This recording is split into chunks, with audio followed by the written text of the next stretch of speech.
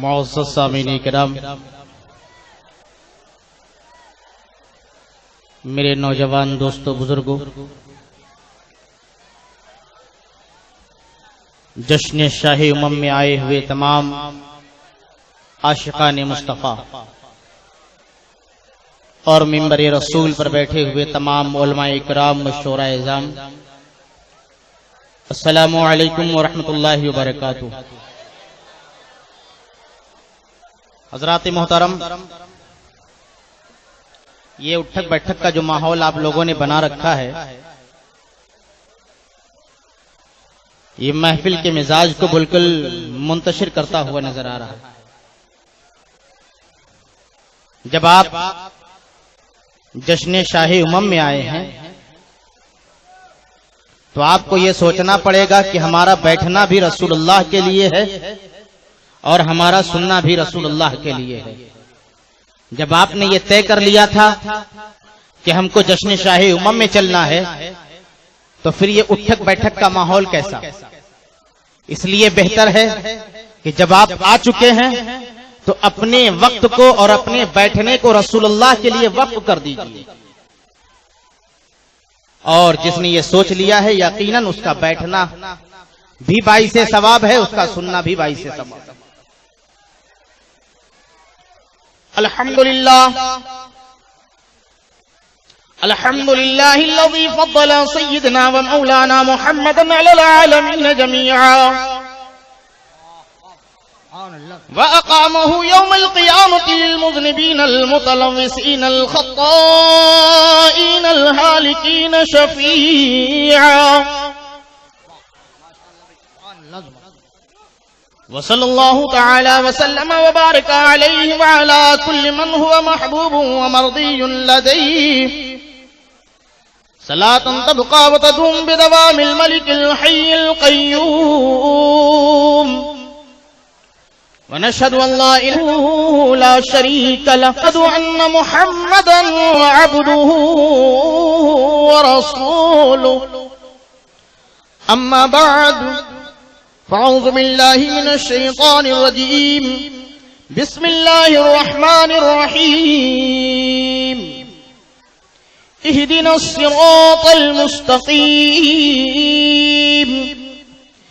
آمنت بالله صدق الله مولانا العظيم، وصدق رسوله النبي الأمين المبين المتين الكريم۔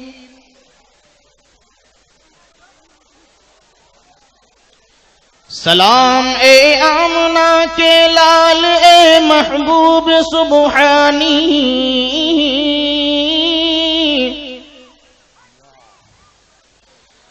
سلام اے آمنہ کے لال، اے محبوب سبحانی،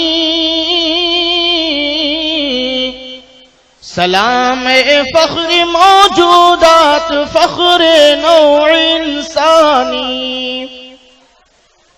اور یا حبیبی یا رسول اللہ، تیرا در ہو میرا سر ہو، میرا دل ہو تیرا گھر ہو، یا حبیبی یا رسول اللہ، تیرا در ہو میرا سر ہو، میرا دل ہو تیرا گھر ہو، تمنا مختصر سی ہے مگر توحید طولانی، سلام اے آمنہ کے لال، اے محبوب سبحانی۔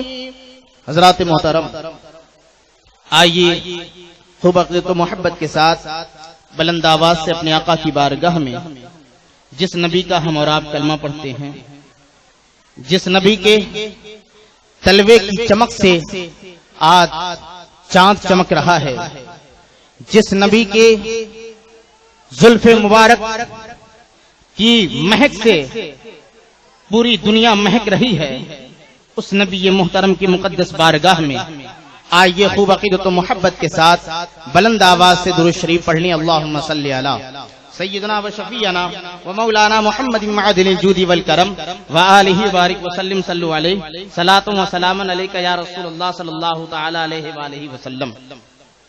حضرات محترم،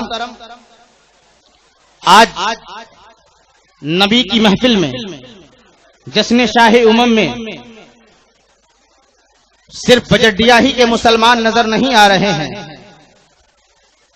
بلکہ میری آنکھیں دیکھ رہی ہیں کہ کہیں لوہتا کی سرزمین کا مسلمان نظر آ رہا ہے، کہیں کٹوا کی سرزمین کا مسلمان نظر آ رہا ہے، کہیں مدن پورہ کی سرزمین کا مسلمان نظر آ رہا ہے، کہیں علی پورہ کی سرزمین کا مسلمان نظر آ رہا ہے میرے دوستو۔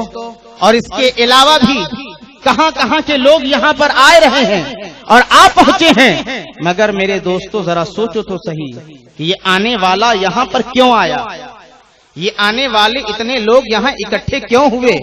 صرف ایک نام ہے، شاہ امم۔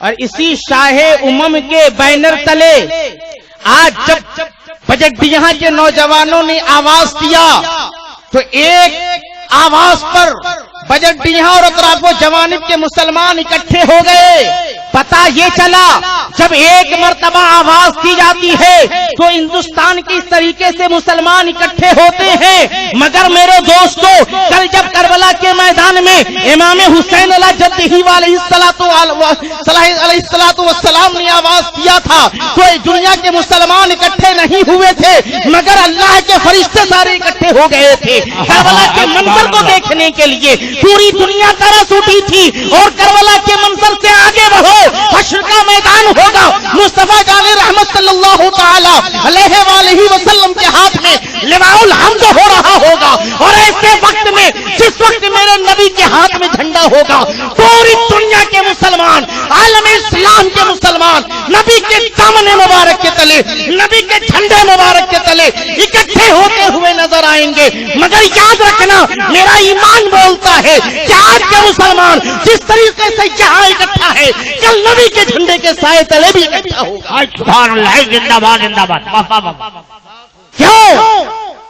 نبی کے دامن میں آنے والا، نبی کے جھنڈے کے نیچے آنے والا کوئی منافق نہیں ہو سکتا ہے، کوئی وہابی نہیں ہو سکتا ہے، کوئی دیوبندی نہیں ہو سکتا ہے، اس لیے کہ جس نے زندگی میں نبی کو برا بھلا کہا ہو، جس نے نبی کی نبوت سے انکار کیا ہو، جس نے نبی کی رسالت سے انکار کیا ہو، جس نے رسول اللہ کے علم غیب کا انکار کیا ہو، جس نے نبی کی صفات کی انکار کیا ہو، وہ کیسے نبی کے جھنڈے کے سائے میں آ سکتا ہے؟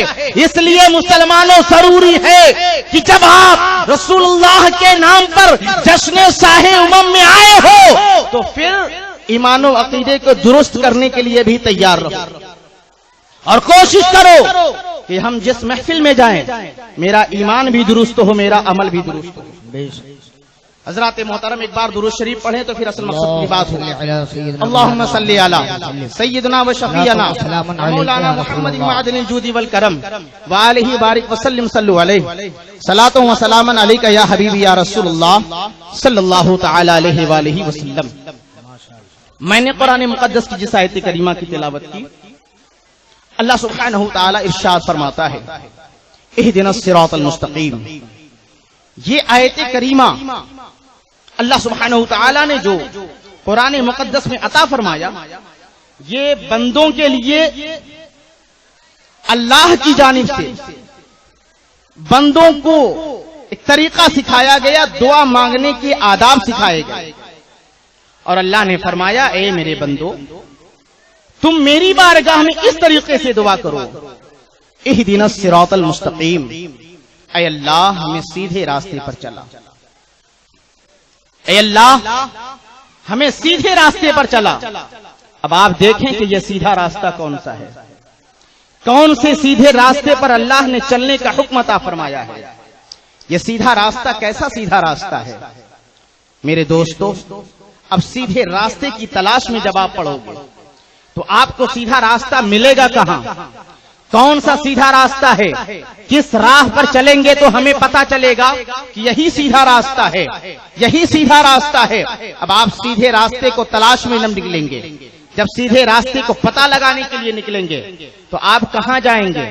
اپنے علاقے کے مدرسے میں پہنچیں گے، اپنے علاقے کے مسجد کے امام سے رابطہ کریں گے، اپنے علاقے کے علماء کرام سے رابطہ کریں گے، اس لیے کہ مسلمان اپنے رہنما کی طرف، اپنے علماء کی طرف جو ہے رجوع کرتا ہے، اگر اسے مسئلے کی جانکاری لینی ہے، مسئلے کی تحقیق کرنی ہے، شرعی مسئلہ معلوم کرنا ہے، اسلام کے بارے میں جانکاری لینی ہے، تو یہ محلے کا جو ہے سرپنچ نہیں بتا پائے گا، یہ محلے کا کوئی نیتا آپ کو نہیں بتائے گا، یہ محلے کا ٹھیکیدار آپ کو نہیں بتائے گا، بلکہ مذہب اسلام کا سپہ سالار آپ کو بتائے گا، آپ کے علماء دین آپ کو بتائیں گے، آپ کے مدرسے کے مدرسین آپ کو بتائیں گے، آپ کے مسجد کا امام آپ کو بتائے گا۔ آپ دیکھیں کہ یہ سیدھا راستہ کہاں ملے گا، کون سا راستہ جو سیدھا راستہ ہے۔ میرے دوستو، جب ہم نے قرآن سے پوچھا، اے قرآن تو بتا یہ سیدھا راستہ کہاں ہے، یہ کیسا سیدھا راستہ ہے، یہ کون سا سیدھا راستہ ہے جس کے لیے تو ہمیں سکھا رہا ہے کہ تم دعا کرو، اے پروردگار عالم مجھے سیدھے راستے پر چلا۔ جب ہم نے قرآن سے پوچھا، اے قرآن تو ہی بتا دے صراط مستقیم کیا ہے، قرآن آگے ارشاد فرماتا ہے صراط الذین انعمت علیہم، یہ وہ راستہ ہے جس پر اللہ کا انعام نازل ہوا ہے، وہ راستہ جس پر اللہ کا انعام نازل ہوا ہے۔ اب مسلمان ڈھونڈتا جائے وہ کون سا راستہ ہے، کہاں چلیں گے تو ہمیں اللہ کا انعام ملے گا، انعام والے لوگ ملیں گے، ہم کہاں جائیں گے تو ہمیں انعام والے لوگوں سے ملاقات ہوگی۔ جب ایسی جو ہے سوچ انسان کے ذہن میں، انسان کے فکر میں جب پیدا ہوگی تو یقیناً اس انسان کا ایمان بھی کامل ہوتا ہوا نظر آئے گا، اس انسان کا عقیدہ بھی درست ہوتا ہوا نظر آئے گا۔ میرے دوستو، میں یہیں پر رک کر آپ کو بتانا چاہتا ہوں، آج ہم اور آپ اپنے آپ کو سنی مسلمان کہتے ہیں، مگر آپ اپنے اندر تھوڑا سا جھانک کے دیکھیں اور ٹٹول کے دیکھیں کہ ہمارے اندر سنیت کتنی پرسنٹ ہے اور صلح کلیت کتنی پرسنٹ ہے۔ آج بہت سے ایسے سنی مسلمان ہیں جو اپنے آپ کو سنی تو کہتے ہیں مگر ضرورت پڑتی ہے تو صلح کلیت کا بھی مظاہرہ کر دیا کرتے ہیں۔ نہیں، ہم کٹر سنی نہیں ہیں، ہم کٹریت کی طرف نہیں جاتے، ہم کو جو ہے لڑائی جھگڑا پسند نہیں ہوتا ہے۔ میرے دوستو، بات صحیح ہے، آپ کو لڑائی جھگڑا پسند نہیں ہے، اس لیے کہ جو ہے ایسے لوگ ہوتے ہیں جن کا ذہن جو ہے صلح کلیت کا ہوتا ہے، وہ کبھی لڑائی جھگڑے کی طرف نہیں جاتے، بلکہ یہ سوچتے ہیں کہ دونوں طرف کا معاملہ ٹھیک ٹھاک ہے، وہ بھی نماز پڑھتے ہیں پڑھنے دیا جائے، یہ بھی نماز پڑھتے ہیں پڑھنے دیا جائے۔ مگر میرے دوستو، آؤ تو دیکھو تو صحیح کہ آخر صراط مستقیم کہاں ملے گا اور کون سا راستہ ہے صراط مستقیم۔ قرآن نے بتایا کہ وہ راستہ ہے جہاں پر اللہ کا انعام نازل ہوا، جہاں پر اللہ کی جو ہے احسان نازل ہوئے، جہاں پر اللہ کی جو ہے نعمتیں نازل ہو رہی ہیں، اللہ کا انعام نازل ہو رہا ہے۔ اب ذرا سوچو تو صحیح، یہ انعام والے لوگ کون سے ہیں، انعام والا راستہ کون سا ہے،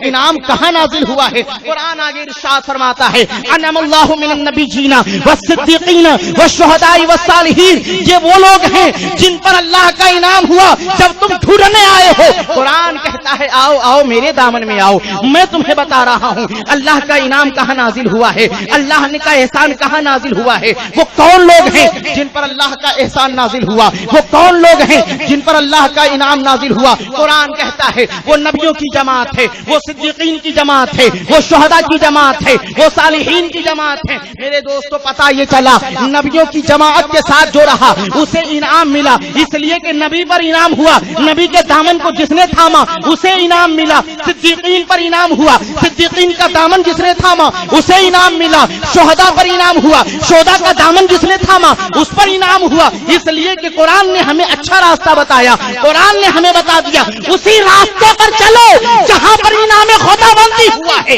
اسی راستے پر چلو جہاں پر اللہ کا احسان نازل ہوا ہے۔ اب وہی راستہ ہمیں ڈھونڈنا ہے۔ جب اس راستے کو پتہ لگانے کے لیے مسلمان نکلتا ہے، قرآن کہتا ہے ادھر ادھر جانے کی ضرورت نہیں ہے، ادھر ادھر بھٹکنے کی ضرورت نہیں ہے، تمہیں ادھر ادھر چیخنے چلانے کی ضرورت نہیں ہے۔ آؤ قرآن کی بارگاہ میں، یہ نبیوں کی جماعت ہے ان کے ساتھ ہو لو، یہ شہداء کی جماعت ہے ان کے ساتھ ہو لو، یہ صدیقین کی جماعت ہے ان کے ساتھ ہو لو، یہ صالحین کی جماعت ہے ان کے ساتھ ہو لو، اور جس نے نبی کا دامن تھاما ہے اس کی دنیا بھی بنتی ہوئی نظر آئی، آخرت بھی بنتا ہے۔ سبحان اللہ، ماشاء اللہ، نعرہ تکبیر، نعرہ رسالت، مسلک اعلی حضرت، جشن شاہ امم، سبحان اللہ۔ یہی تو پیغام بریلی کے امام احمد رضا نے دیا ہے، یہی پیغام اڑیسہ کے مجاہد ملت نے دیا ہے، یہی پیغام حافظ ملت نے دیا ہے، یہی پیغام اجمیر کے خواجہ ہندل ولی نے دیا ہے، یہی پیغام محبوب الہی نے دیا ہے، یہی پیغام خواجہ قطب الدین بختیار کاکی نے دیا ہے، یہی پیغام سرکار غوث پاک نے دیا ہے، یہی پیغام سرکار دیوا نے دیا ہے۔ میرے دوستو، کہنے کا مطلب یہ ہے کہ جب ہم نے یہ پتہ لگا لیا کہ ہمیں اللہ کا انعام کہاں ملے گا تو اب انسان پریشان کیوں ہوتا ہے؟ اب انسان کو ادھر ادھر بھٹکنے کی تو ضرورت نہیں ہے، مگر پھر بھی انسان پریشان رہتا ہے، پھر بھی انسان بھٹکتا رہتا ہے، پھر بھی انسان سوچتا رہتا ہے۔ اب میں آپ کو بتاؤں کہ آپ دیکھیں کہ نبی کریم صلی اللہ تعالی علیہ وآلہ وسلم کی حیات طیبہ، صحابہ اکرام کی حیات طیبہ، صدیقین اور صدیق اکبر کی حیات طیبہ، حضرت شہدائے کربلا اور تمام شہیدان اسلام کی حیات طیبہ، صالحین کی زندگی کو دیکھیں۔ جب آپ ان تمام لوگوں کی زندگی کا مشاہدہ کریں گے تو آپ کو پتہ یہ چلے گا کہ یہ وہ لوگ ہیں جنہوں نے اللہ کے رسول صلی اللہ تعالی علیہ وآلہ وسلم کے نقش قدم پر چل کر، ان کی تربیت کو اپنا کر، ان کی سنتوں کو اپنا کر اپنی زندگی کو تابناک بنایا، اور ایسی زندگی تابناک بنی، ایسی زندگی تابناک بنی کہ دنیا والے ان کے غلام بنتے ہوئے نظر آ رہے ہیں۔ آج یہی پیغام بریلی کے امام احمد رضا نے دیا ہے، مگر آج دنیا کا مسلمان اپنے آپ کو یہ سمجھنے میں بھول کر رہا ہے اور یہ سمجھنے سے قاصر ہے کہ اللہ نے ہمیں کتنا بڑا مقام عطا فرمایا، کتنا بڑا درجہ عطا فرمایا ہے، کتنا بڑا جو ہے منصب عطا فرمایا ہے۔ قرآن مقدس میں دنیا کے تمام سنی مسلمانوں کو اور تمام عاشقان مصطفیٰ کو ایک عظیم لقب سے سرفراز فرمایا ہے اللہ سبحانہ تعالیٰ نے۔ جانتے ہو وہ لقب کون سا لقب ہے، وہ منصب کون سا منصب ہے، وہ شان کون سی شان ہے، وہ درجہ کون سا درجہ ہے؟ اللہ سبحانہ تعالیٰ نے قرآن مقدس میں کئی مقامات پر ارشاد فرمایا، یا ایھا المومنون، یا ایھا المومنون، اے مومنو۔ اب ان باتوں کو اللہ سبحانہ تعالیٰ نے کئی جگہ پر ارشاد فرمایا۔ ایک مقام پر ارشاد فرمایا، یا ایھا الذین آمنوا اتقوا اللہ، اے ایمان والو اللہ سے ڈرو۔ جب اللہ سبحانہ تعالیٰ نے حکم فرمایا اے ایمان والو اللہ سے ڈرو، وکونوا مع الصادقین، اور سچوں کے ساتھ ہو جاؤ، پتہ یہ چلا کہ اللہ سبحانہ تعالیٰ نے کلمہ پڑھنے والوں کو، اپنے نبی کے غلاموں کو، اپنے قرآن پڑھنے والوں کو، اپنے نبی کے سچے شہدائیوں کو ایک عظیم لقب سے سرفراز فرمایا اور فرمایا، یا ایھا المومنون، اے ایمان والو، اے ایمان والو۔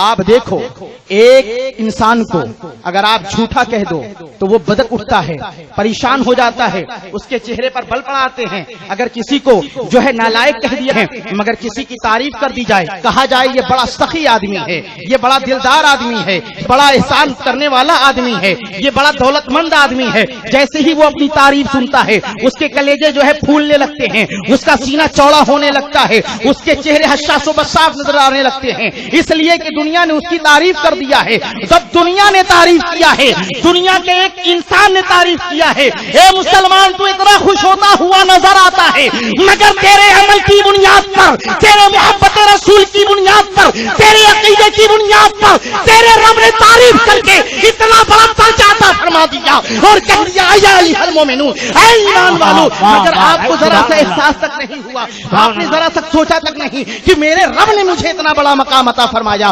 میرے پروردگار عالم نے اتنا بڑا درجہ عطا فرما دیا ہے۔ مگر اے دوستو، جب آپ کو اتنا بڑا منصب ملا، جب اتنا بڑا مقام ملا، اتنا بڑا درجہ آپ کو عطا کیا گیا، پھر بھی آپ وہیں رہ گئے جہاں آپ پہلے تھے، جہاں پھر بھی وہیں رہ گئے جہاں آپ پہلے تھے۔ مطلب کیا ہے کہ برائی میں اسی طریقے سے لگے ہو جیسے کل لگے ہوئے تھے، برائی میں اسی طریقے سے ڈوبے ہو جیسے کل ڈوبے ہوئے تھے، اور جو ہے بدعملی میں اسی طریقے سے ڈوبے ہوئے ہو جیسے کل ڈوبے تھے۔ مگر آج انسان جب اپنے ہاتھ کو کسی اللہ کے ولی کے ہاتھ میں دے ڈالتا ہے، آج انسان جب کسی اپنے ہاتھ کو کسی اللہ کے نیک بندوں کے ہاتھ میں دے ڈالتا ہے تو ڈالنے کے بعد اس کی زندگی تابناک زندگی نظر جو ہے بنتی ہے۔ جب ان کی بتائے ہوئے راستے پر، ان کے فرامین پر عمل کرتا ہے، تب اسی وجہ سے اللہ سبحانہ تعالیٰ نے ارشاد فرمایا، یا ایھا الذین آمنوا اتقوا اللہ، اے ایمان والو اللہ سے ڈرو، اے ایمان والو اللہ سے ڈرو وکونوا مع الصادقین اور سچوں کے ساتھ ہو جاؤ.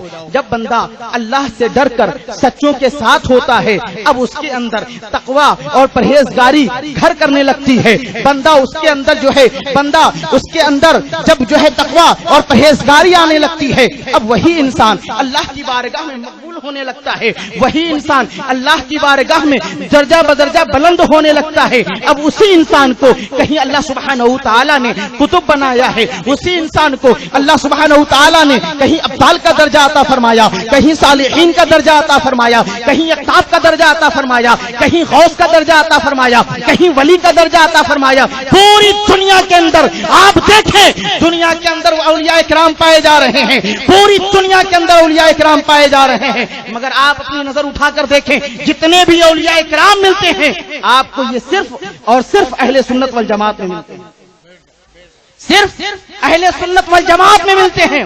اس کے علاوہ آپ کو کہیں بھی اللہ کے ولی نہیں ملیں گے. پوری دیوبندیت کو کھنگال کر دیکھ لو کہیں اللہ کے ولی نہیں ملیں گے. پورے وہابیت کو کھنگال کر دیکھ لو پوری دنیا میں کہیں بھی وہابی میں اللہ کا ولی کوئی نظر نہیں آئے گا. تو شیعہ کو کھنگال کر دیکھ لو پوری شیعت میں کہیں بھی اللہ کے ولی نظر, چکڑالویوں کو کھول کھنگال کر دیکھ لو کہیں بھی اللہ کے ولی نظر نہیں آئیں گے. اگر اللہ کے ولی نظر آ رہے ہیں, شہنشاہ دیوا نظر آ رہے ہیں, مسلک اہل سنت والجماعت میں نظر آ رہے ہیں, حضرت محکوم بہاری نظر آ رہے ہیں, مسلک اہل سنت والجماعت میں نظر آ رہے ہیں, حضرت شہنشاہ کچھوچھوی نظر آتے ہیں تو جو ہے مسلک اہل سنت والجماعت میں نظر آتے ہیں, خواجہ ہندل ولی نظر آ رہے ہیں تو مسلک اہل سنت والجماعت میں نظر آتے ہیں, حضرت غوث پاک نظر آتے ہیں مسلک اہل سنت والجماعت میں نظر آتے ہیں, حضرت جنید بغدادی نظر آتے ہیں تو مسلک اہل سنت والجماعت میں نظر آتے ہیں. دنیا کے اندر جتنے بھی اولیاء کرام پائے جا رہے ہیں سب کے سب مسلک اہل سنت والجماعت میں پائے جا رہے ہیں. یہی وجہ ہے دنیا میں مسلک اہل سنت والجماعت سواد آدم کے نام سے جانی اور پہچانی جاتی ہے. اب میرا کہنے کا مقصد یہاں پر یہ ہے کہ اللہ نے اتنا بڑا مقام اور اتنا بڑا درجہ مسلمانوں کو عطا فرمایا, مگر مسلمانوں نے کبھی اپنے آپ کو مسلمان سمجھا؟ آپ تھوڑی دیر کے لیے سوچیں.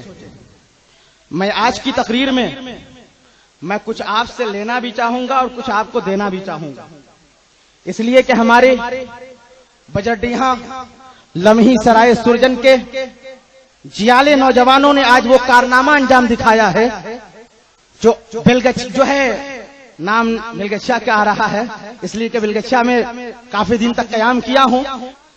پورے لمحی میں آج تک یہ تاریخی جو کانفرنس کی صورت میں یہ جلسہ نظر آ رہا ہے, آج سے پہلے کبھی ایسا پروگرام نہیں ہوا تھا. یہ ان جیالے نوجوانوں اور ہمارے نوجوان بھائیوں کا یہ محنت اور ان کی کاوش کا نتیجہ ہے کہ آج دور دراز کے تمام مسلمانوں کو انہوں نے اکٹھا کر دیا ہے اور اس قدر اس کے اندر روپیہ خرچ کیا ہے آپ حضرات کے تعاون کے ذریعہ. تو میں چاہتا ہوں کہ کچھ آپ اس جلسے سے کچھ لے کر جائیں اور کچھ دے کر بھی جائیں. لینا کیا ہے اور دینا کیا ہے وہ میں آپ کو بتا رہا ہوں. ابھی آپ جناب زین العابدین صاحب نعت پڑھ رہے تھے, آپ اچھل اچھل کر نعت خوانی سماعت کر رہے تھے اور سبحان اللہ الحمدللہ کا داد دے رہے تھے کہ نہیں دے رہے تھے؟ مگر میں آپ کو اب آپ سے ایک امتحان لینے جا رہا ہوں. وہ امتحان کیا ہے کہ آپ جتنے یہاں پر ہیں کوئی اپنے آپ کو یہ تو نہیں کہہ سکتا کہ ہم مسلمان نہیں ہیں. کوئی ایسا شخص ہے جو ہاتھ اٹھا کے بولے ہم مسلمان نہیں ہیں؟ سارے لوگ مسلمان ہیں, سارے لوگ مسلمان ہیں. ہمارے بیچ اگر ایک کوئی ہندو چلا ہے آنے کے بعد کسی ایک سے یہ سوال کر دے, اتنے سارے لوگ بیٹھے ہیں, میں سامعین کی بات کر رہا ہوں ذاکرین کی بات نہیں کرتا, اہل اسٹیج میں عوام اور خواص دونوں بیٹھے, اگر ان تمام لوگوں سے اگر ایک ہندو سوال کر دے اچھا آپ یہ بتائیں کہ آپ لوگ مذہب اسلام کے ماننے والے ہیں, مذہب اسلام کو چاہنے والے ہیں, تو اسلام جو دھرم ہے, اسلام جو مذہب ہے, فنڈامنٹل کیا ہے؟ اسلام جو مذہب ہے, اسلام جو دھرم ہے, اسلام کا فنڈامنٹل کیا ہے, یعنی اس کی بنیادی باتیں کیا ہے؟ تو آپ یہ بتائیں کہ اس میں اتنے لوگ بیٹھے ہوئے ہیں، سبحان اللہ، آپ کو سمجھ میں آ رہا تھا، آپ بول رہے تھے، ایک ایک شعر آپ سمجھ رہے تھے اور آپ بول رہے تھے، مگر میں آپ سے پوچھتا ہوں، یہاں سے لے کر وہاں تک کتنے لوگ بیٹھے ہوئے ہیں، اس میں سے کوئی ایک آدمی ذرا بتا دے کہ اسلام کا فنڈامنٹل کیا ہے، اسلام کے اندر بنیادی باتیں کیا ہے؟ کوئی اگر ایسا مسلمان ہے جو کھڑا ہو کر بتا دے مجھے. میں تمام لوگوں سے مخاطب ہوں. لمحے سرائے سرجن کے نوجوانوں نے یہ بہت بڑا کارنامہ انجام دیا ہے کہ یہاں آپ کو بھی بلایا ہے، علماء کرام کو بھی بلایا ہے. مقصد یہ نہیں ہے کہ صرف نعت خوانی ہو اور سبحان اللہ الحمدللہ کا نعرہ لگے، نہیں، بلکہ مقصد یہ ہے کہ کچھ آپ سیکھو اور کچھ آپ کو سکھایا جائے، کچھ آپ جو ہے جانو، کچھ آپ کو جنایا جائے، کیا چیز ہے وہ بتایا جائے. میں آپ سے کہتا ہوں، اتنے لوگ ہیں اب تک کوئی نہیں جانتا. بتائیے، اتنے سارے مسلمان سے اگر ایک ہندو سوال کر بیٹھے کہ مذہب اسلام کی بنیادی باتیں کیا ہے، تو یہ سارے مسلمان ایک ہندو کو جواب نہ دے سکا تو پھر کیسا مسلمان ہے وہ؟ آپ مذہب اسلام کی کیا تبلیغ کر پائیں گے؟ آپ بھی مسلمان ہو، کلمہ آپ پڑھتے ہو، نماز آپ پڑھتے ہو، روزہ آپ رکھتے ہو، زکات آپ دیتے ہو، قرآن آپ پڑھتے ہو، حج آپ کرتے ہو، مگر آج آپ سے ایک ہندو نے سوال کر دیا تو آپ اس کا جواب نہ دے سکو گے. بتاؤ، اسلام کی رسوائی ہوگی کہ نہیں ہوگی؟ قرآن کی رسوائی ہوگی کہ نہیں ہوگی؟ اسلام کی رسوائی ہوگی کہ نہیں ہوگی؟ مسلمان کی رسوائی ہوگی کہ نہیں ہوگی؟ تمام اتنے مسلمانوں نے مل کر اس مذہب اسلام کو رسوا کرنے کے لیے تیار ہو گئے. اب تک کسی کو پاس جواب نہ ملا. میں ابھی بھی آپ سے سوال کر رہا ہوں، جواب دینے کے لیے کوئی بھی ایک کھڑا ہو جائے. آپ دیکھیں، بتاؤ بھائی، ماشاء اللہ، سبحان اللہ، ایک بندہ کھڑا ہوا ہے، ذرا بلند آواز سے.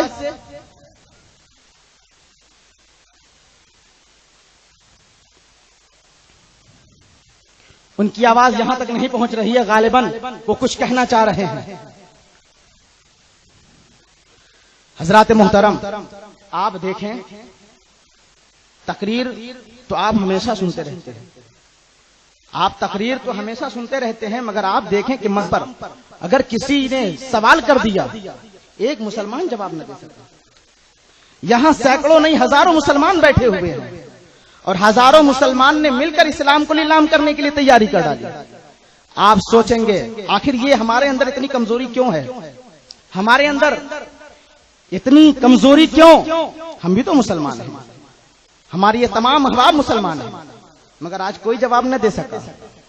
اس لیے کہ ہم تعلیم سے دور ہیں، اس لیے کہ ہم مذہب اسلام کی تعلیم سے دور ہیں، ہم پڑھائی سے دور ہیں. ہمارا کام زندگی گزارنا ہے، پیسہ کمانا ہے اور پیسہ کما کر صرف مکان بنوانا ہے اور اپنی زندگی عیش و مسجد جو ہے کی زندگی گزارنی ہے. مگر آپ نے کبھی یہ نہ سوچا ہم مسلمان ہیں تو ہمارے لیے کچھ فرائض بھی ہیں، ہم مسلمان ہیں ہمارے لیے کچھ کام بھی ہیں. جب اللہ سبحانہ تعالیٰ نے 24 گھنٹے آپ کو عطا فرمائے اور اس 24 گھنٹے میں اگر آپ 5 منٹ کا بھی وقت نکال لیتے رب کائنات کی خاطر تو ہو سکتا تھا کہ وہ 5 منٹ آپ کے لیے کام آ جائے. مگر آج آپ میرے ایک سوال کا جواب نہ دے سکے. بڑا چھوٹا سا سوال تھا کہ اسلام کا فنڈامنٹل کیا ہے، اسلام کی بنیادی باتیں کیا ہے. میں آپ کو بتا رہا ہوں، اس کے بعد آپ دیکھیں، مگر ابھی نہیں بتاؤں گا. میں اپنی تقریر کے اخیر میں آپ سے سوال کرتا ہوا گزروں گا اور اس کے بعد میں آپ کو بتاؤں گا. آپ دیکھیں کہ قرآن نے ہمیں سکھایا، اللہ تعالیٰ کے پیارے حبیب دنیا میں تشریف لائے، مذہب اسلام کی تبلیغ کیا. آج دوسرے مذہب والوں سے ان کے دھرم کے بارے میں پوچھیں گے، وہ اپنے دھرم کی تعریف کرتا ہوا نظر آئے گا. سکھ سے پوچھیں گے، وہ اپنے مذہب کی تعریف کرتا ہوا نظر آئے گا. عیسائی سے پوچھیں گے، وہ اپنے مذہب کی تعریف کرتا ہوا نظر آئے گا. مگر ایک مسلمان کیسا مسلمان ہے جو اپنے مذہب کے بارے میں کسی کو جواب نہ دے سکے؟ تو پھر بتاؤ اتنے سارے مسلمان مل کر مذہب اسلام کو کیسے پھیلا سکتے ہیں، کیسے اس کو آگے بڑھا سکتے ہیں، کیسے مذہب اسلام کی تبلیغ کر سکتے ہیں؟ اس لیے ضروری ہے مسلمانوں کہ ہمیں پڑھائی کرنی چاہیے. صرف ہمیں کام سے ہماری زندگی نہیں بننے والی ہے. نعرے تکبیر، نعرے رسالت، مسلک اعلی حضرت علامہ پیارے میاں صاحب قبلہ. نعرے تکبیر، نعرے رسالت.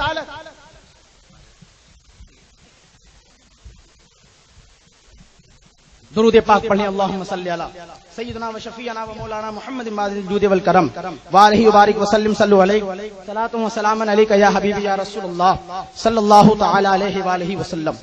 حضرات محترم، پیر طریقت رہبر شریعت حضرت علامہ مولانا الحاج مفتی معین الدین صاحب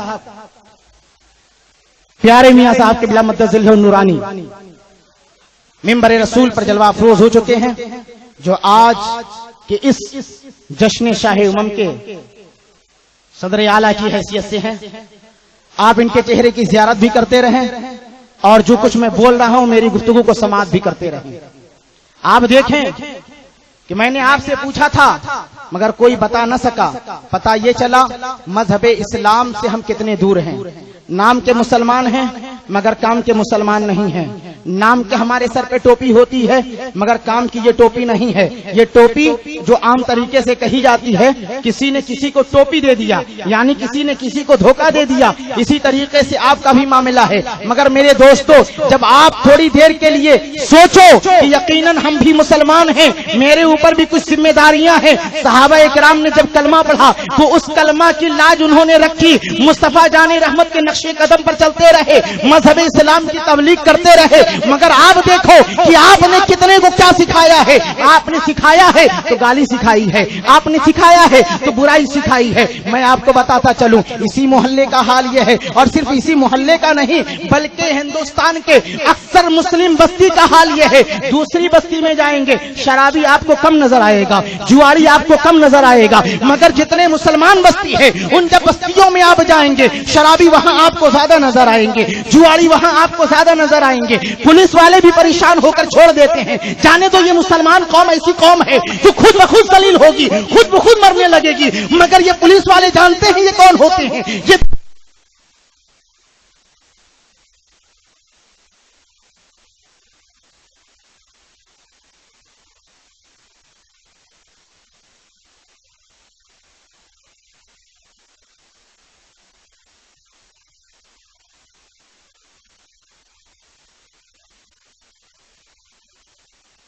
سبحان اللہ، ماشاءاللہ.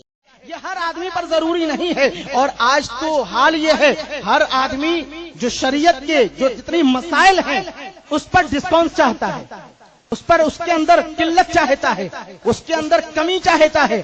اور آج مسلمان اسی کمی کا شکار ہوتے ہوتے اپنے اعمال کو اکارت کرتا ہوا نظر آ رہا ہے، اپنی اعمال کو برباد کرتا ہوا نظر آ رہا ہے.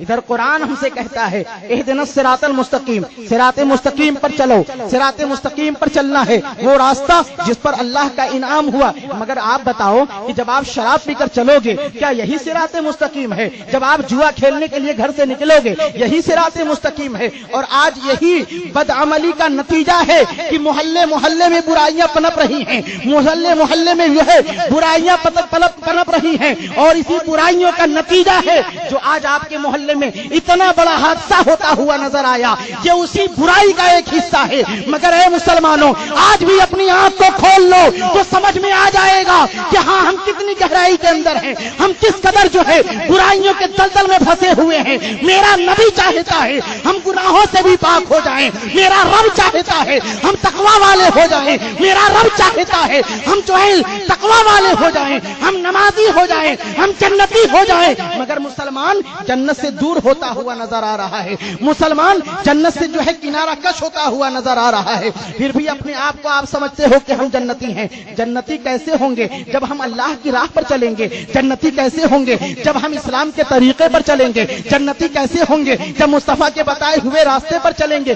آج تو حال یہ ہے ہم نماز سے کوسوں دور ہیں. نماز ہم سے دور نہیں بلکہ ہم نماز سے دور ہیں. اور آج ہر آدمی برائی میں دبا ہوا ہے. کچھ ایسے بھی لوگ ہیں جو نماز پڑھتے ہیں اور شراب بھی پیتے ہیں. کچھ ایسے بھی لوگ ہیں ٹوپی سر پر ہے، شراب کھانے سے نکلتے ہوئے نظر آتے ہیں. کچھ ایسے بھی لوگ ملیں گے ٹوپی سر پر ہے، تاڑی کے اڈے سے نکلتے ہوئے نظر آئیں گے. کچھ ایسے بھی لوگ ہیں، آپ دوسرے محلے میں چلے جائیں، سنسان علاقے میں چلے جائیں، سر پہ ٹوپی ہے، ہاتھ میں تاش کا پتا ہے. مسلمانوں یہ کیسا مسلمان ہے؟ ذرا آپ سوچو تو صحیح. مگر آئیے ذرا دیکھیے کہ ایک مسلمان جب اللہ کی بارگاہ میں صدق دل سے توبہ کر لیتا ہے، اس کی ہزار برائیاں، ہزار گناہ بھی اللہ سبحانہ و تعالی معاف فرما دیتا ہے۔ ہر مسلمان بگڑتا ہوا اور پریشان ہوتا ہوا نظر آتا ہے۔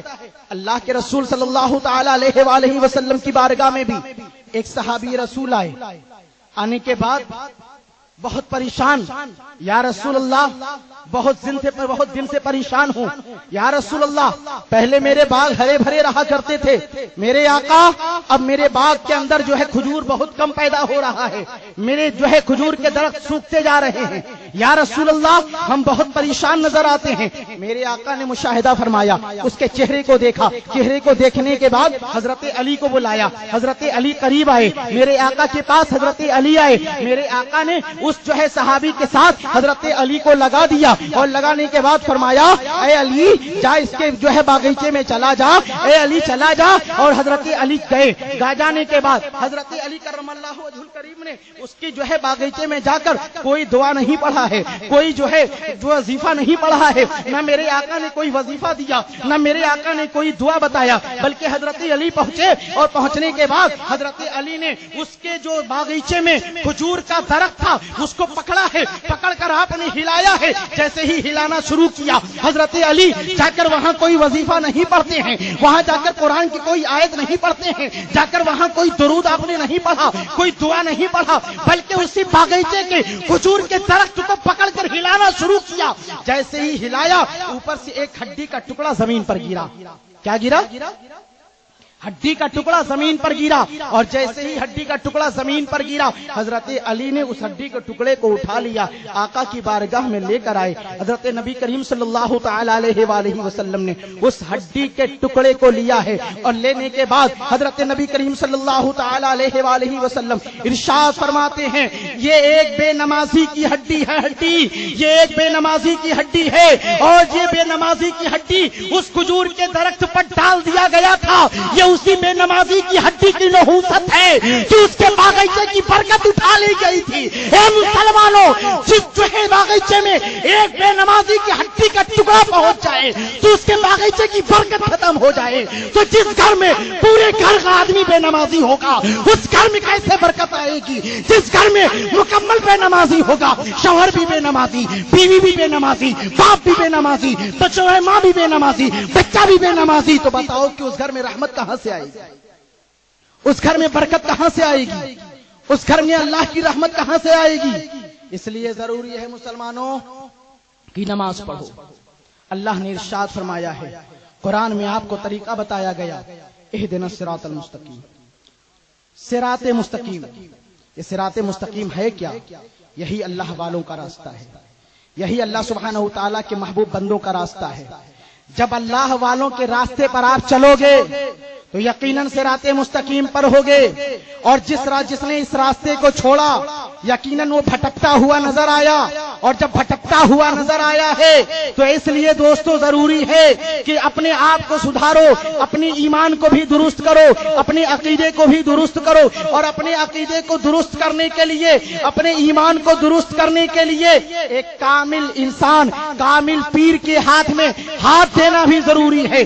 جب تک آپ ان کے دامن کو نہیں پکڑو گے، ان کے ہاتھ میں اپنے ہاتھ کو نہیں دو گے، آپ کے ایمان کی بھی سلامتی نہ ہو پائے گی، آپ کے عقیدے کی بھی سلامتی نہ ہو پائے گی، آپ کے جو ہے عقیدے کی بھی سلامتی نہ ہو پائے گی۔ اس لیے ضروری ہے مسلمانوں، وَكُونُوا مَعَ الصَّادِقِينَ، اللہ نے حکم عطا فرمایا ہے سچوں کے ساتھ ہو جاؤ، اور جب سچوں کے ساتھ ہو جائے تو پھر اللہ کی رحمتیں اس کے ساتھ ہو جائیں۔ جو سچوں کے ساتھ ہو گیا اللہ کی رحمتیں اس کے ساتھ ہو گئی، اور اللہ کی رحمت ساتھ جب ہوتی ہے تو اب آنے والی ہر بلا ٹلتی ہوئی نظر آتی ہے۔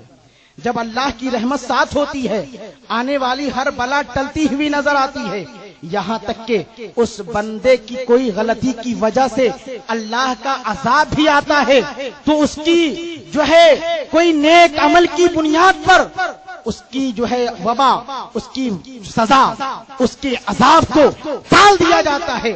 میں آپ کو بتاؤں، فرعون جو دنیا کے اندر اپنے آپ کا اس نے خدائی کا دعویٰ کیا۔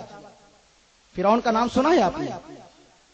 فرعون نے خدائی کا دعویٰ کیا، اور جب فرعون نے خدائی کا دعویٰ کیا تو دعویٰ کرنے سے پہلے جس وقت اس نے خدائی کا دعویٰ نہ کیا تھا تو اس نے ایک محل بنوایا، اور اس محل کے دروازے پر اس نے بسم اللہ الرحمن الرحیم لکھوایا.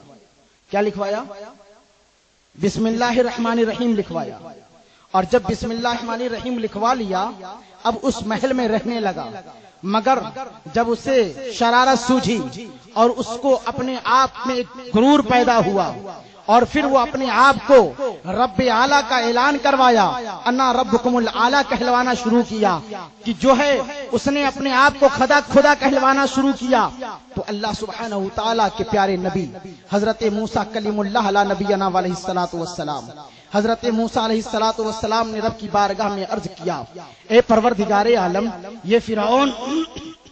یہ فرعون اس نے خدائی کا دعویٰ کیا ہے، اے پروردگار عالم اس کے اوپر عذاب کیوں نہیں نازل فرماتا؟ اے پروردگار عالم اس کے اوپر تو قہر کیوں نہیں ڈالتا؟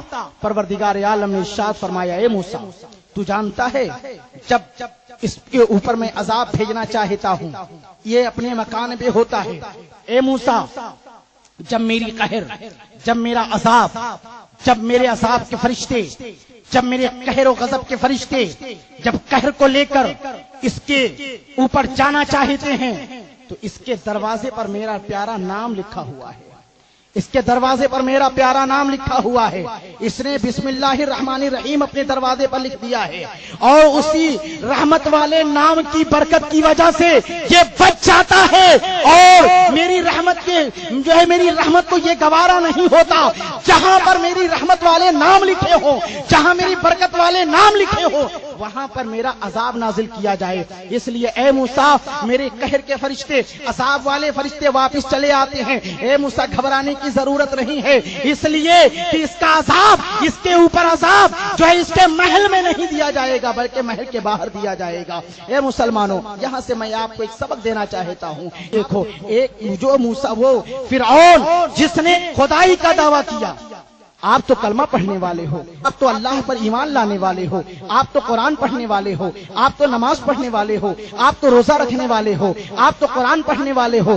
جب آپ جو ہے اس جیسے ناپکار انسان نے اللہ کی رحمت پر امید کرتے ہوئے اس نے اپنے دروازے پر جب بسم اللہ الرحمن الرحیم لکھ دیا تو وہ اللہ کے عذاب سے بچتا رہا. تو ایک مسلمان جب اپنے دروازے پر اللہ کا نام لکھ لے گا تو اللہ کا نام لکھ لے گا، بسم اللہ الرحمن الرحیم لکھ لے گا تو یقیناً اس کا گھر بھی رحمت و انوار سے پرنور نظر جو ہے بھرتا ہوا، پرنور ہوتا ہوا نظر آئے گا، اللہ کی رحمت سے بھرا ہوا نظر آئے گا. اس لیے مسلمانوں ضروری ہے کہ تم اپنی صبح کو جب جو ہے جاگو، اپنی صبح کی شروعات کرو تو اللہ کے نام پر، اور اپنی شام کو بھی ختم کرو تو اللہ کے نام پر ختم کرو. جس بندے نے اپنی صبح کو اللہ کے نام سے شروع کیا ہے اور اپنی شام کو اللہ کے نام پر ختم کیا ہے وہ بندہ دنیا میں بھی کامیاب رہا ہے، آخرت میں بھی کامیاب رہا ہے. اور میں آپ کو بتاتا چلوں کہ اللہ سبحانہ وتعالی نے مسلمانوں کو کس موقع پر کتنا بڑا انعام عطا فرمایا ہے. مگر آج مسلمان دین سے کتنا دور ہے اور اسی دوری کا نتیجہ ہے کہ ہم گناہوں میں ملوث رہا کرتے ہیں اور ہمیں احساس بھی نہیں ہوتا. ہم جھوٹ بھی بولتے رہتے ہیں، ہمیں احساس نہیں ہوتا، ہمیں احساس تک نہیں ہوتا. ہم لوگ کی برائیاں بھی کرتے رہتے ہیں، ہمیں احساس تک نہیں ہوتا. ہم نے جرم کیا ہے، ہم نے کتنی بڑی جو ہے گناہ کر دیا ہے، اس کا احساس مجھے جو ہے نہیں ہوتا. میرے دوستو ذرا دیکھو تو صحیح، اللہ سبحانہ وتعالی نے اتنا بڑا انعام عطا فرمایا. بسم اللہ الرحمن الرحیم یہ اللہ کا نام ہے، ایسا برکت والا نام ہے، ایسا جو ہے رحمت والا نام ہے. میرے آقا صلی اللہ تعالی علیہ وآلہ وسلم کی حدیث پاک ہے اور اسی حدیث پاک کے جو ہے زمرے میں حضرت تفسیر جو ہے صاحب تفسیر کبیر اور صاحب تفسیر عزیزی نے اور صاحب تفسیر نعیمی نے اس آیت کریمہ اور اس جو ہے بسم اللہ الرحمن الرحیم کے تعلق سے بیان فرماتے ہوئے ارشاد فرمایا. اے مسلمانوں ذرا غور کرو، ایک مسلمان جب بسم اللہ الرحمن الرحیم پڑھتا ہے اللہ کی رحمت اس کے ساتھ ہوتی ہے. اور حدیث پاک میں تو یوں وارد ہوا، میرے آقا صلی اللہ تعالی علیہ وآلہ وسلم ارشاد فرماتے ہیں کہ ایک مسلمان جب بسم اللہ الرحمن الرحیم پڑھ لیتا ہے تو اللہ کی رحمت ساتھ ہوتی ہے. اگر اپنے بچے کو بسم اللہ سکھاتا ہے تو اس بچے کے پڑھے ہوئے بسم اللہ سے باپ کو بھی ثواب ملتا ہے، اس کی ماں کو بھی ثواب ملا کرتا ہے. اور آقا نے تو یہاں تک فرما دیا ہے کہ اگر کوئی مسلمان بسم اللہ پڑھے اور پھر اپنی بیوی سے مجامعت کرے یعنی اپنی بیوی کے قریب جائے اور کپڑے کو اتارنے سے پہلے بسم اللہ الرحمن الرحیم پڑھ کر پھر کپڑے کو اتارے اور پھر اپنی بیوی کے ساتھ مجامعت کرے. آقا فرماتے ہیں اس مجاہد کے ذریعہ اگر اس کی جو ہے اس کی بیوی کے پیٹ میں حمل گیا تو اس حمل سے جو نطفہ بنا اور اس نطفے سے جو حمل بنا اور اس حمل کے ذریعہ جو بچہ پیدا ہوگا, دنیا میں جتنا سانس لیتا رہے گا ماں کے شکم میں وہ جتنا سانس لیتا رہے گا اور پیدا ہونے کے بعد وہ جتنا سانس لیتا رہے گا, اللہ تعالیٰ ہر سانس کے بدلے میں اس کے باپ کو نیکی عطا فرماتا ہوا نظر آئے گا.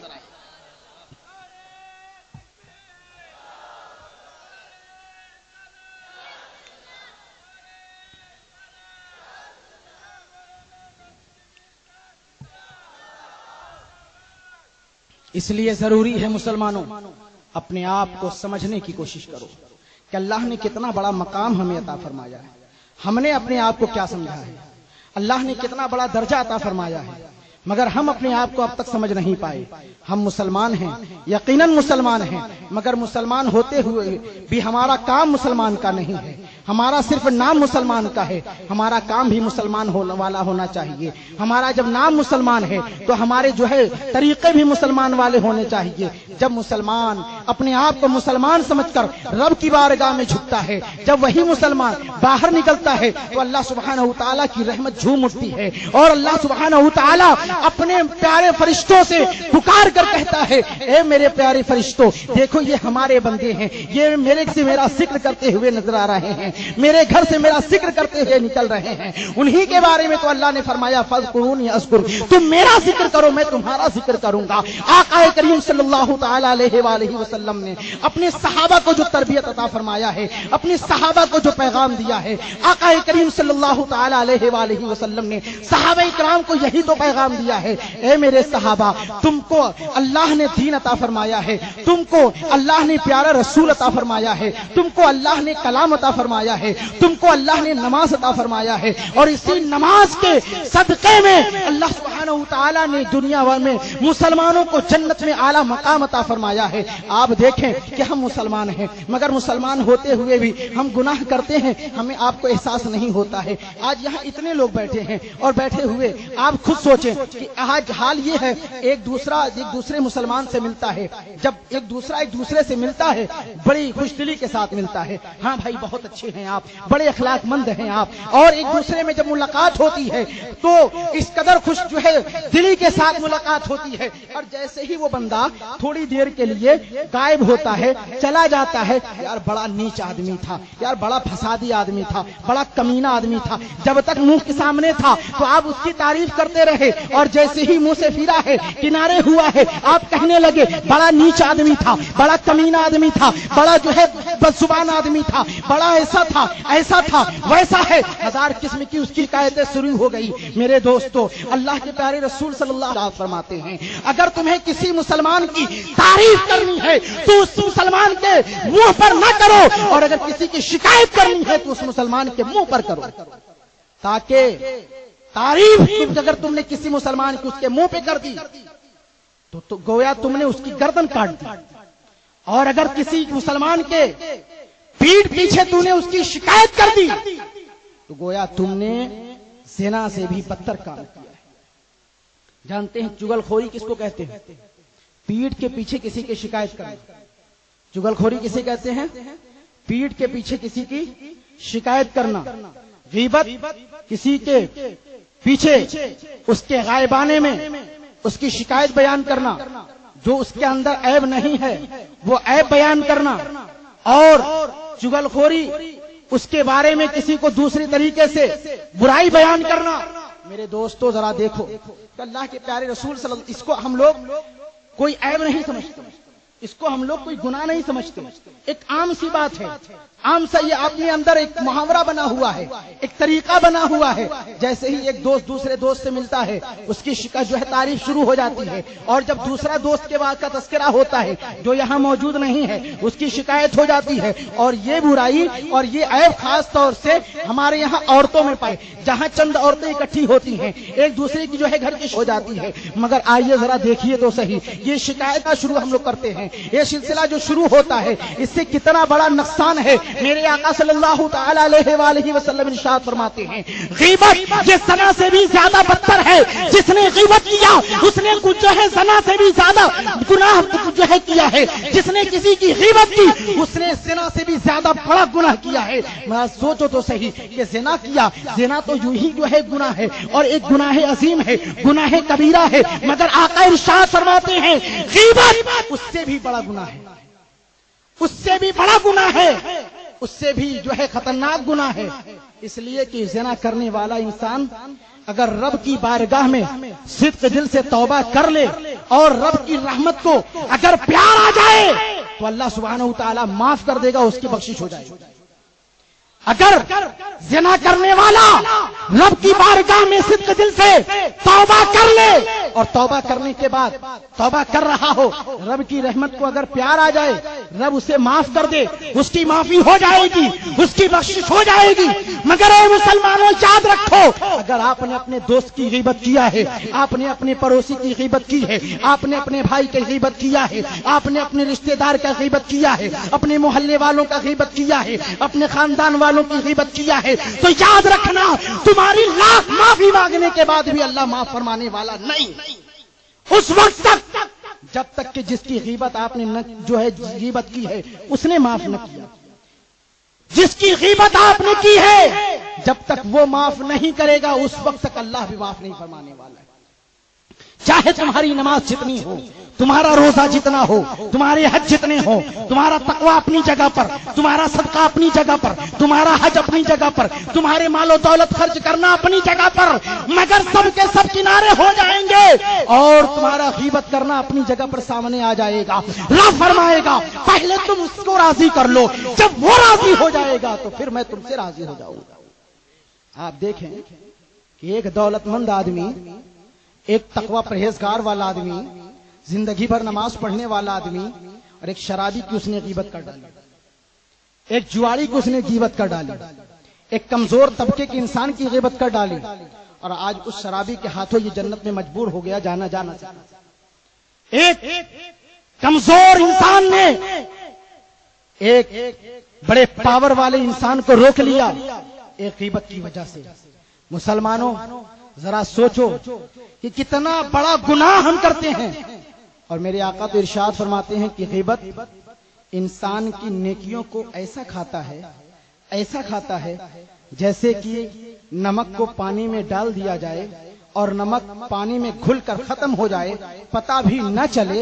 اسی طریقے سے انسان کی نیکیوں کو یہ غیبت ختم کرتا ہوا نظر آتا ہے مگر انسان کو خبر تک نہ ہوتی. حضرات محترم، اس لیے ضروری ہے مسلمانوں کہ ہم اور آپ اپنے آپ کو سمجھیں کہ ہم مسلمان ہیں اور مسلمان کا کام کیا ہے. میں نے آپ سے اپنی تقریر کے شروع میں ایک سوال کیا تھا، اسلام کا فنڈامنٹل کیا ہے، اسلام کی بنیادی باتیں کیا ہیں؟ آپ نے اب تک نہیں سوچا. میں آپ سے پوچھنا چاہتا ہوں اور آپ اپنے آپ کو سوچو کہ آپ کیسے مسلمان ہیں.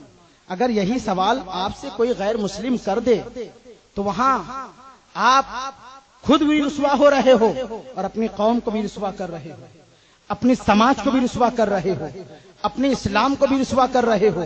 کیسا اسلام کا ماننے والا ہے یہ؟ کیسا مسلمان ہے؟ داڑھی بھی ہے، ٹوپی بھی ہے، اچھا خاصا ڈریس بھی ہے، دیکھنے سے بڑا پابندی جو ہے اسلام نظر آتا ہے، دیکھنے سے بڑا پابندی اسلام نظر آتا ہے، مگر اسلام کے بارے میں کچھ بھی نہیں جانتا. یہ نل بٹا نل ہے. اسلام کی جب بنیادی بات ہی ان کو نہیں جانتا ہے تو پھر وہ آگے اسلام کے بارے میں کیا بتا پائے گا. اس لیے مسلمانوں ضروری ہے، آج میں ایک سبق دے کر جا رہا ہوں، یاد رکھنا، اور کل اگر کوئی آپ سے پوچھ بیٹھے تو جواب دے دینا، اسلام کو رسوا مت کرنا. میں نے پوچھا تھا اسلام کا فنڈامنٹل کیا ہے، اسلام کی بنیادی باتیں کیا ہے. اسلام کی بنیادی باتیں بہت آسان ہیں مگر آپ اس کو سمجھ نہیں پائے اور اب تک آپ نے جواب نہیں دیا. پہلا ہے توحید و رسالت. پہلا ہے توحید و رسالت، یعنی اللہ پر ایمان لانا اور رسول اللہ پر ایمان لانا. اللہ پر ایمان لانا، رسول اللہ پر ایمان لانا، اور ایسا ایمان لانا پورے مکمل ذات و صفات کے ساتھ ایمان لانا. دیوبندیوں کی طرح ایمان لانے کا مطلب نہیں کہ اللہ جھوٹ بھی بول سکتا ہے، بولے گا نہیں. اگر ایمان لاؤ تو اس طریقے سے ایمان لاؤ جس طریقے سے صدیق اکبر ایمان لائے تھے. ایسا ایمان لاؤ جس طریقے سے فاروق اعظم ایمان لائے تھے. ایسا ایمان والا بنو جس طریقے سے عثمان غنی ایمان لائے تھے. ایسے ایمان والے بنو جس طریقے سے مولا علی ایمان لائے تھے. ایسے ایمان والے بنو جس طریقے سے اللہ کے پیارے رسول کے صحابی ایمان لائے تھے. ایسا ایمان والے بنو جیسے غوث اعظم ایمان لائے تھے. ایسا ایمان والے بنو جیسا ایمان خواجہ غریب نواز کا تھا، جیسا ایمان محبوب الہی کا تھا، جیسا ایمان امام احمد رضا کا تھا. اور جب تم غلام احمد رضا ہو، غلام خواجہ ہو، غلام غوث ہو، غلام نبی ہو، تو ایمان والے بھی ویسے ہی ایمان والے بنو. جان رہے یا نہ رہے مگر ایمان سلامت رہے.